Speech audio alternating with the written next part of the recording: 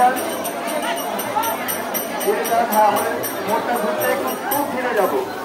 সবাইকে আমাদের ছোট রাস্তা পাবো সামনে, সেখানে কেউ কেউ ভিড় জমিয়ে থাকবেন না, সবাইকে হাঁটতে হবে।